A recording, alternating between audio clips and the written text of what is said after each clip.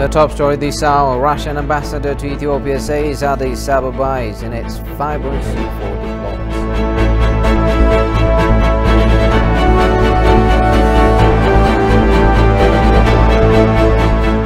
And Western diplomats secret meeting to decide how to help the TPLF expulsion.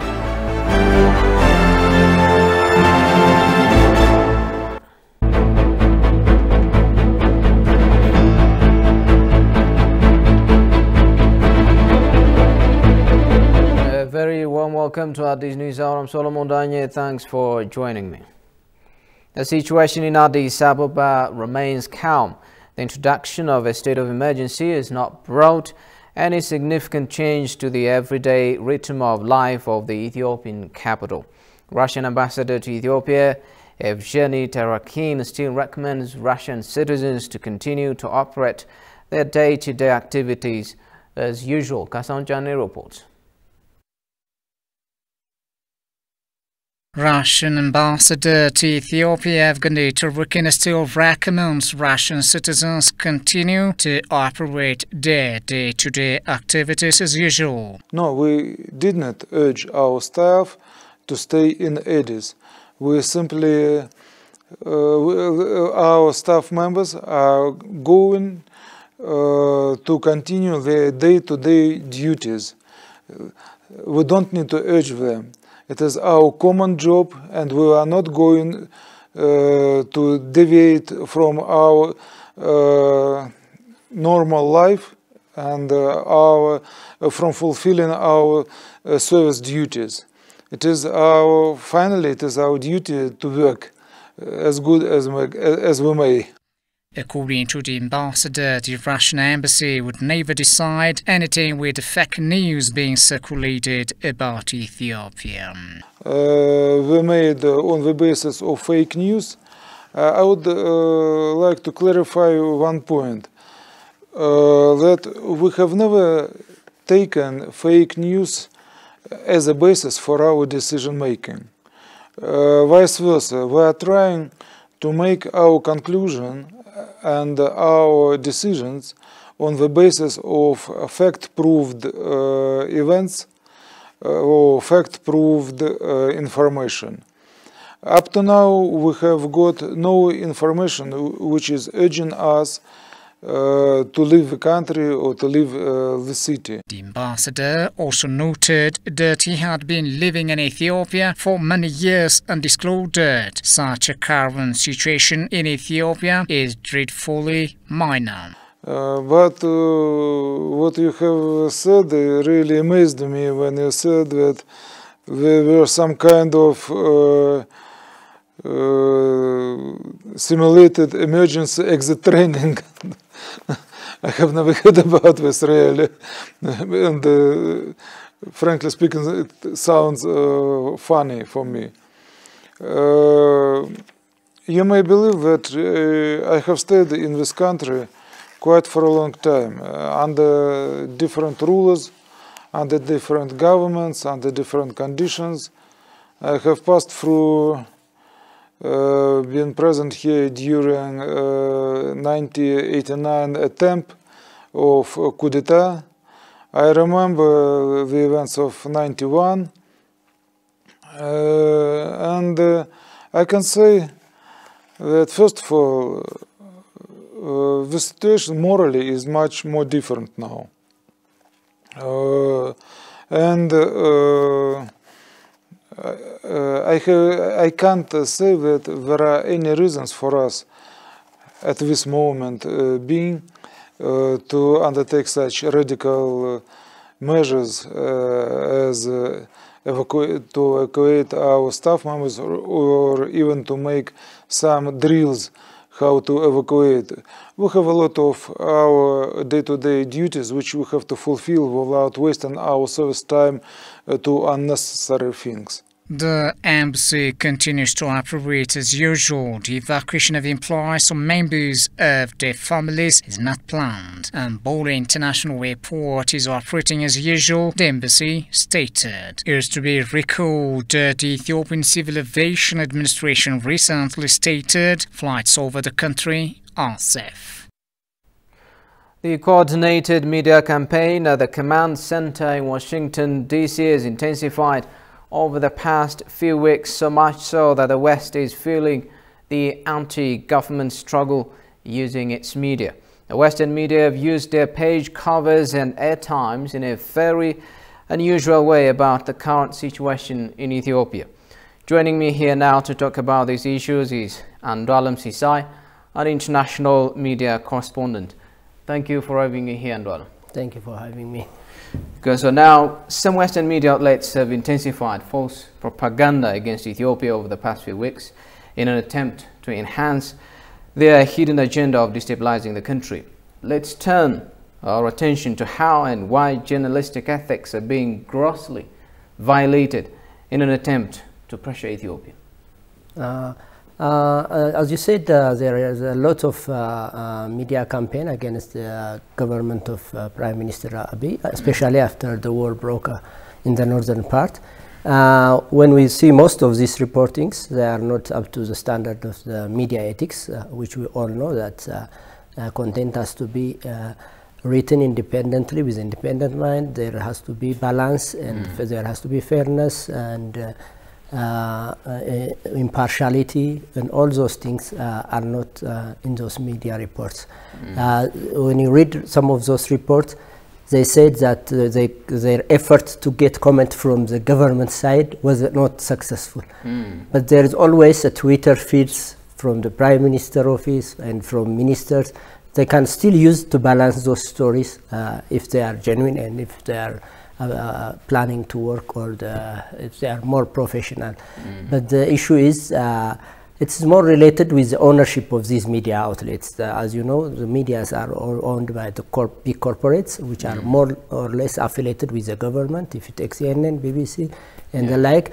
So what is the interest of this government at the moment? So it reflects the interest of this government. The media reports all reflect this government. If the government is not happy about a certain government in Africa or elsewhere in the world, these media outlets reflect those kind of reports. So they are not expected to be professional whenever there is an interest in their government's interest is in the issue. Great. So what should Ethiopia do to surmount this challenge? Let's focus on how Ethiopia could redouble its efforts in using media and propaganda, struggle to communicate the truth to the whole world. This campaign has happened in other countries, from Iran to Syria, from Latin America. It has been there always. Now it's new for our country, but the good thing is now the media is not only dominated as it used to be by those cable news channels, or so there are many alternatives for the Ethiopians to reflect their opinion and to show which one is fake news and which one is correct. So we have to continue using those social media platforms. Of course, there are challenges. Some of the pro-Ethiopian contents have been blocked by Twitter and including YouTube in recent weeks. So still there are challenges, but in the short term, it is good to always be proactive and disseminate our own content, our own message before they disseminate those fake news. So it's good to be proactive, and everybody, especially those in the diaspora and even the elites in the country, should be on those social media pages. That's one. The other is the people that have lots of ideas and can write opinions which can counter those kind of propaganda and submit to those media outlets. And they can easily reach by sending to the editor opinions on any issue that is interested. The third thing is the government communication, which is now re-established, can come up with own media strategy and can have its own team, which can translate those daily briefings into a more organized message with pictures, and can disseminate those into the major media outlets, to the editors' email address, and those kind of counter-attacks, countermeasures can be taken by the government, in my opinion. Andolam Sisan, international media expert. Thank you for your time. You're welcome. Have a good day. Thank you.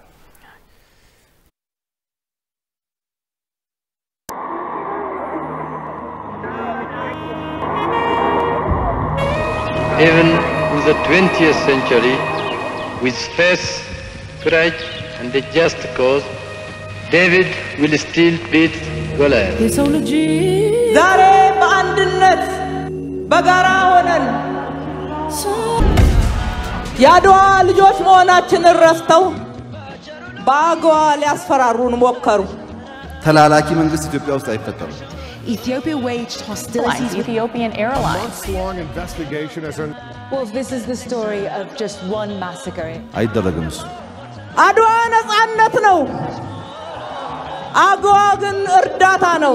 ነፃነት በአገር ቀልድ አይሰራም።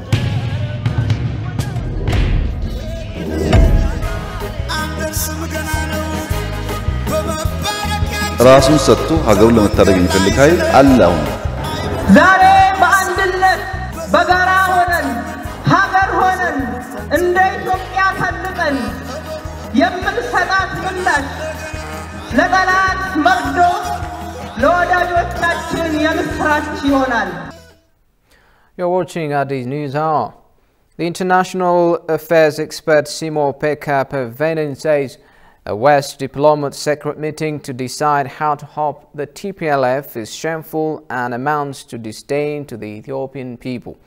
Pervenen also says their resort to clandestine conspiracy against Ethiopia shows that it is a clear indication of their fading confidence. Shfaralago reports. Former ambassadors and current diplomats for the United States, Britain and the EU had a Zoom meeting this past Sunday with an official for the TPLF in what amounts to a green light from the West for the terrorist group's attempt to overthrow the democratically elected Ethiopian government, as revealed by Jeff Pierce. Following this, international communities have been expressing their anger and dismay at such a treacherous act being dwelt on by a bunch of whites. The international affairs expert Simo Pekka Parviainen, who knows every one of them in his diplomatic career, says the clandestine move behind the back of the democratically elected government of Ethiopia and the people of the East African nation is shameful and amounts to disdain to the Ethiopian people. Well, for me also it was very shocking. I learned about it yesterday, and I've been going through the recording, and obviously I've been placed in Addis also in the same kind of diplomatic circles like them. So I know all of them. I know all of them, and I know all the participants taking part. And I understand that this was kind of like it seems to me that it was part of series of meetings which have been taking on so some time by these electronic means. And I found it very shocking that I would like to see that if anybody is listening, they should explain themselves that what is really behind it. These people are now retired or recently retired, but there was some, I think, very outrageous statements made. He also says their speculation comes from vain hope that the TPLF would come back to power based on false information being circulated. I will not too much concentrate what Ambassador Berhane said, because this is kind of the line or their side. But what I can say from my former colleagues is the issue that many of them, they discuss this issue like everything is government's fault.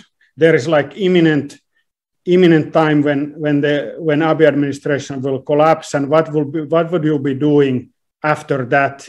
And even some outrageous statement from Huddleston, she was saying that I wish you hope, I wish you luck in the military campaign. The facts are portrayed wrong there. Yamamoto was saying that TPLF is close to Addis, which is completely the opposite is true. They are very far. As far as I understand, the conflict is not going well for them at all. Parviainen also says their resort to the clandestine conspiracy against Ethiopia shows their lack of confidence. They have to really answer, and I wish that journalists or people contact them and they clarify what they want to achieve and what is going on. Because if they want to be helpful, like they say, like some of them said, let them explain themselves properly on this kind of engagement, because why not do this kind of, like if we give interviews, let them do it publicly, let there be public scrutiny. Why it has to be done in secret, discussing this kind of thing, because this is an internal political issue of Ethiopia, and you shouldn't move behind backs of millions of Ethiopians to discuss these very sensitive and important issues. Millions of Ethiopians have been outraged by this latest endeavor, and this will make the diplomats accountable to them, according to the expert. As Ethiopia finds itself in the midst of an existential threat, fighting against a deadly enemy, some sympathizers of the TPLF dressed as former ambassadors and UN advisors have been holding secret meetings with the TPLF. A leaked video showed some Ethiopians conspiring with the TPLF's Brahana Christos, who served in various capacities under TPLF's government until recently.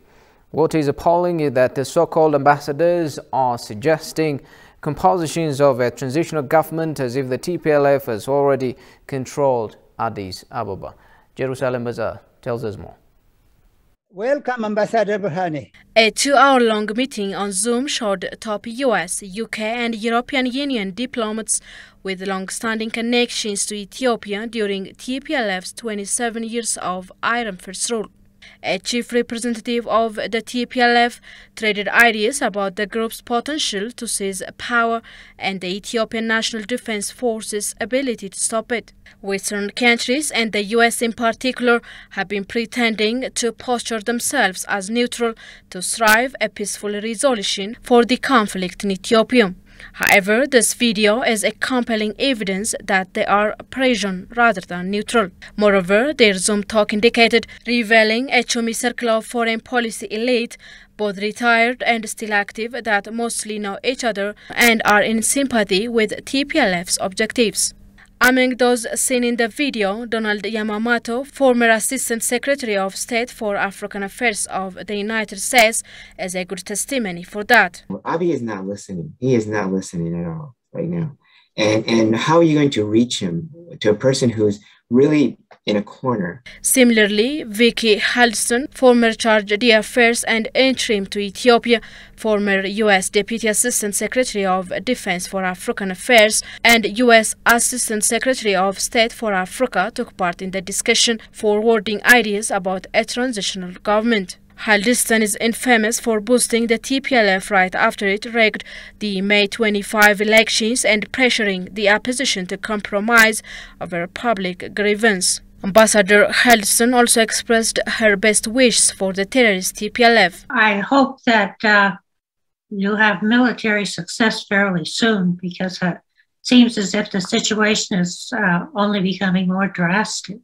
Reflecting the West's complicity, some of the participants bashed any positive aspects of Ethiopia, rather pushing for constitutional outrage. Even if Abiy sticks to his guns, which unfortunately seems to be doing, is there hope that some people around him, either in government or in the military, realize that this is going nowhere and might force him to accept cessation of hostilities? Brahana Christos, a long-time TPLF official who served as Ethiopia's ambassador to the United States for 10 years, is also part of the meeting. After it came to power in 1992 until 2002 and was later Ethiopia's ambassador to several European countries, the EU and to China, Brahana was also foreign minister from 2010 until 2012. He was introduced in the meeting as a chief representative of the TLF, an older name for the TPLF. Brahana never spent so much time in Ethiopia during the armed struggle. He rather stayed overseas soliciting support for the TPLF. Brahana claimed in his presentation that the TPLF's coalition partners had agreed on a transitional arrangement without offering any specifics, only that there would be a need for a provisional administration to fill a security vacuum. Collapse of Abiy regime will definitely create a security vacuum at the center. and stabilizing the country in the aftermath of the removal of the genocidal regime requires putting in place a provisional structure until we have a transitional arrangement. So there will be a provisional administration established for a very short period of time, and then through all-inclusive political dialogue, we'll have a transitional setup or a transitional arrangement. This is the way forward that we envisage, and this should come into place as soon as possible. And the conspiracy also include Eleni Gebremedan, Ethiopian economist, who was recently appointed as Chief Innovation Officer of UN Development Programme, UNDP's Regional Bureau for Africa. Eleni Gebremedan is founder and chief executive of Blue Moon, Ethiopia's top incubator and early-stage startup investor, as well as founder and chair of Ethiopia's first co-working space company, Blue Space. However, she was part of the meeting to discuss on how to help the TPLF. Eleni has several times in the past showed open inclinations towards the TPLF, despite her stance against ethnic divisions. You know, Ethiopia has gone back 30 to 40 years. Ambassador Berhane, you spoke of, you know, going back to the Stone Age. So one of the things post-transition or part of transition is the reconstruction, the economic reconstruction of Ethiopia, and some form of a Marshall Plan. The meeting was moderated by scholar Ephraim Isaac, who was close to Meles Zenawi, negotiated with the Derg, and was instrumental in helping to bring the TPLF to power. As the meeting ended, he told the diplomats, "Keep thinking of how we can get an international coalition to help us." The US and its allies have continued their conspiracy. Even some of the US officials themselves have been creating tensions, rumors in the country. However, the Ethiopian government and the true children of Ethiopia have been continuing all-round struggle to remove the terrorist TPLF and transfer united and prosperous Ethiopia for the coming generation. Meanwhile, unshamed of their plot to overthrow Abiy, some international organizations have been providing a sort of simulated emergency exit situations as if Addis Ababa was to fall. The following video shoot in Addis Ababa is a clear testimony to this fact.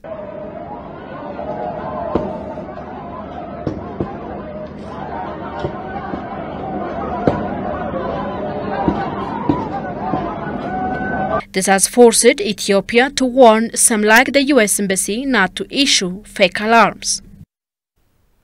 The West diplomat's secret gathering is absurdly false and completely inappropriate meeting to take place in the first place. They are trying to remove a legitimate and democratically elected government of Ethiopia. Professor of International Security and the Director of the Balasi School of International Affairs in Waterloo, Canada, Anne Fitzgerald has made the comment in an exclusive interview with the TV. The professor has offered her general observation as follows. Take a look. I would probably offer three general observations and then some specific elaborations of those observations. First of all, I think the concern rests with the general level of acceptability of this meeting taking place at all. The absurdity of many of the claims and proposed statements of fact that are shared with the group and that the TPLF spokesperson makes in the meeting, and the danger that the impression that the tone and the casual acceptance of the comments coming from the TPLF spokesperson and the way they're being supported and received by this group of retired/current diplomats, the danger that that gives to suggesting that this even aligns with aspects of the official positions of their governments, because one would assume that retired diplomats at best still want to maintain good relationships with their governments and at minimum, or perhaps even play advisory roles, formal advisory roles with their governments. So I would say that these former serving diplomats and whomever else was on the call appear to accept statements which are absurdly false, and appear to accept numerous probably false statements of fact from the TPLF's chief Western Hemisphere spokesperson, a person with whom it is clear that they have very friendly relations, is the first concerning point. And that it is wholly inappropriate for this meeting to be taking place at all, given that they are actually talking to a representative of this group which is engaged in an arms insurrection against a democratically, legitimately elected government, and which has resulted in thousands of deaths. Also, there's a casual acceptance of the normality of them attending this meeting, which suggests that these kinds of engagements are probably frequent, and that's concerning as well. I think the absence of any questions about the TPLF's activities since the war expanded into Afar and Amhara in July is particularly striking. But you know, one could argue that this is entirely consistent with a number of official positions of Western governments, some of which those on the call currently and formally represent. However, they have only recently acknowledged the extent of the atrocities by the TPLF.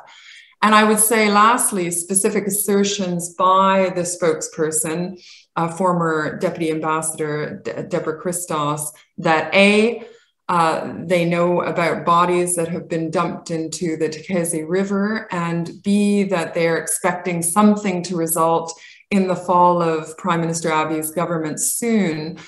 These kind of claims are both provocative and alarming, and the absence of questions about these two assertions is very odd.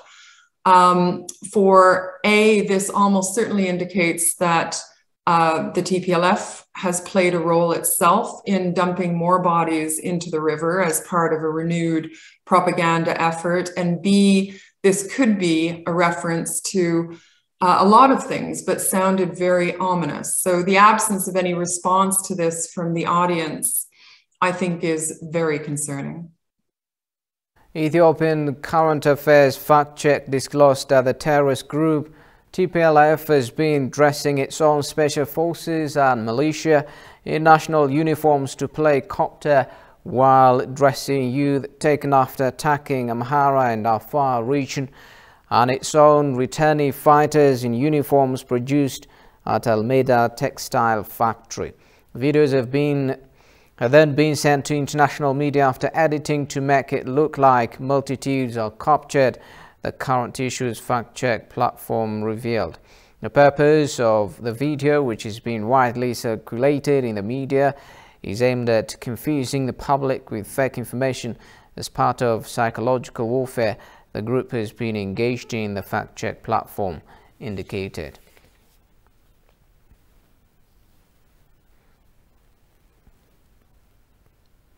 State Minister for Government Communications Service Kabeda Desisa said the government has warned the U.S. Embassy and organizations against their continued practice of spreading false information.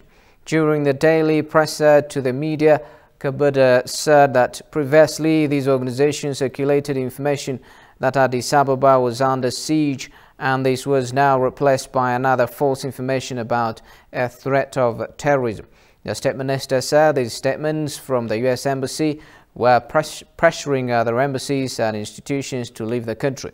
On November 24, the U.S. Embassy in Addis Ababa issued alert to U.S. citizens that terrorists may attack with little or no warning, targeting diplomatic facilities, tourist locations, transportation hubs, markets, shopping malls, Western businesses, restaurants, resorts, local government facilities, and other public areas. The State Minister said these statements from the U.S. Embassy were pressuring other embassies and institutions to leave the country and warned the U.S. Embassy to refrain from such practices, according to the state media. Such moves would hurt the historical ties between the two countries, he said, and urged Ethiopians living abroad and those of Ethiopian descent not to cooperate in this conspiracy. He also accused U.S. aid agencies of saying they will abandon their air works and leave.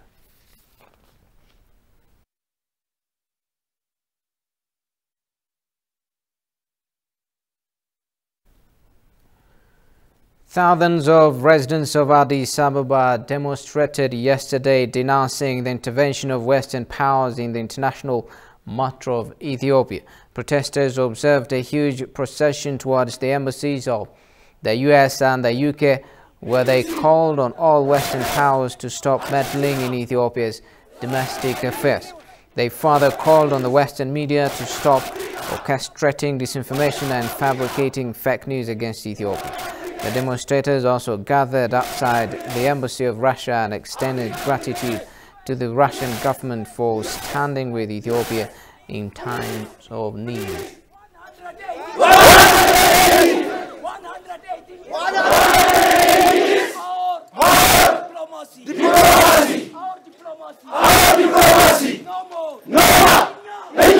Now I'm living in Addis, here in front of the US Embassy.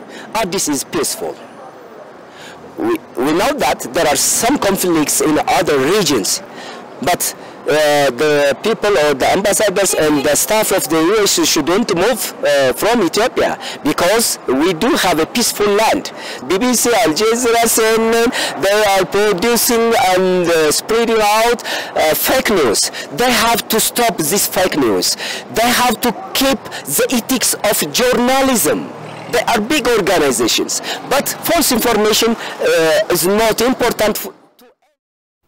Concerned Ethiopian citizens said the effort of the US and the West to overthrow democratically elected government on behalf of diplomacy and mediation are shameful. The push by the West to form submissive transitional government is undermining Ethiopia's ballot paper decision, they indicated. Gushmalso has more.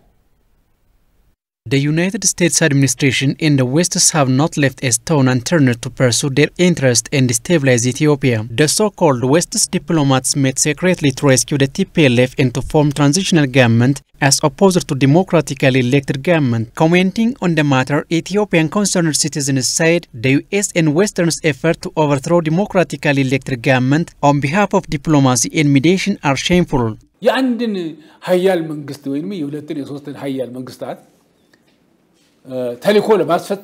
In order to satisfy the West interest, TPLF has committed all kinds of atrocities on humans. TPLF has shown its hostility by destroying basic public infrastructures. The Ethiopian people have legally elected legitimate government. The international communities move back to power the traitor TPLF bandits is really sad. The United States and its allies deliberately distorting facts and ignoring what the Ethiopian people are saying. We do not want to hear about TPLF. We are fed up.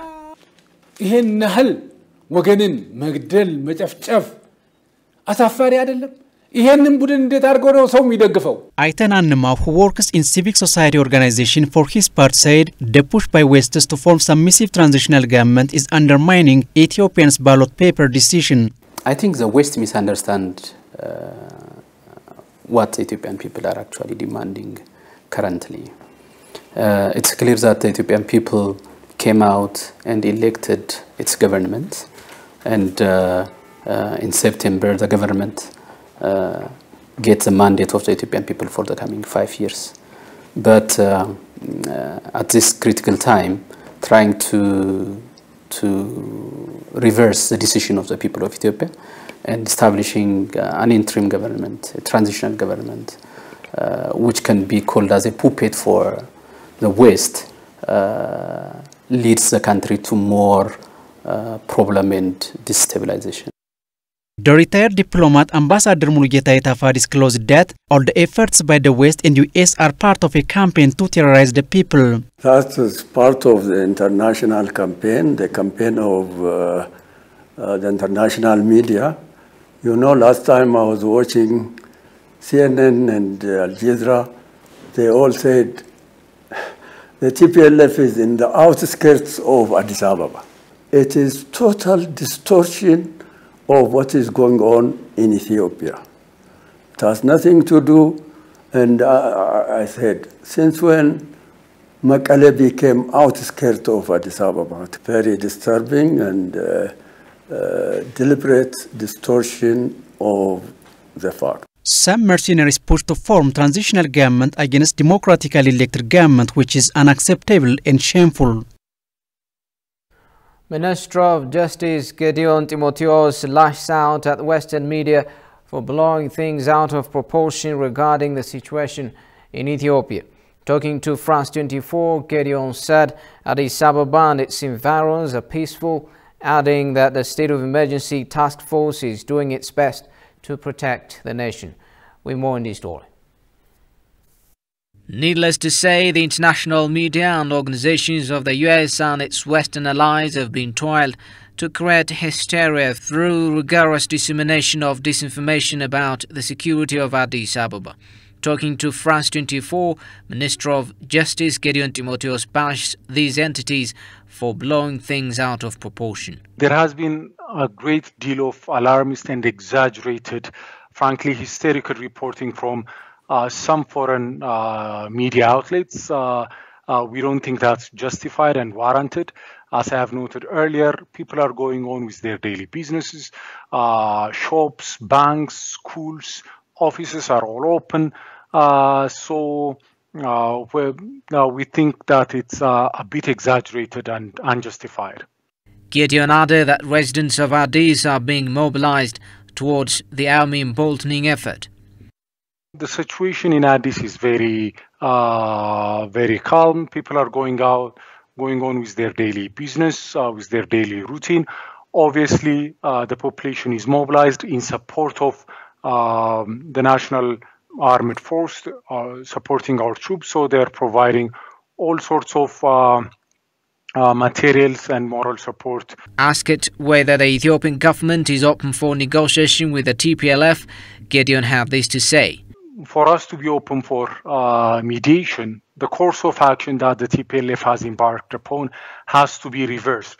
The international community has to condemn this kind of behavior, these terrorist tactics, the attack on civilians, and the aggression in the Amara and Afar regional states. If there is a change in this course of action, if the TPLF renounces violence, then we could explore all options.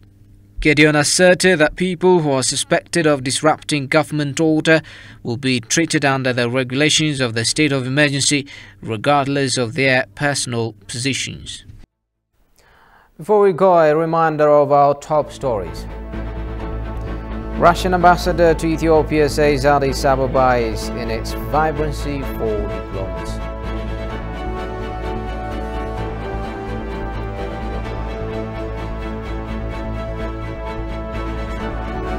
And Western diplomats' secret meeting to decide how to help the TPLF exposed.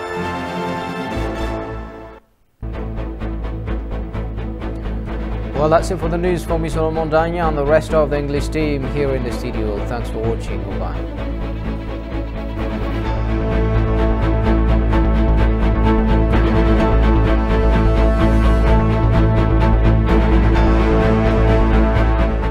እኔ ከየትኛውም ሀገር ጋር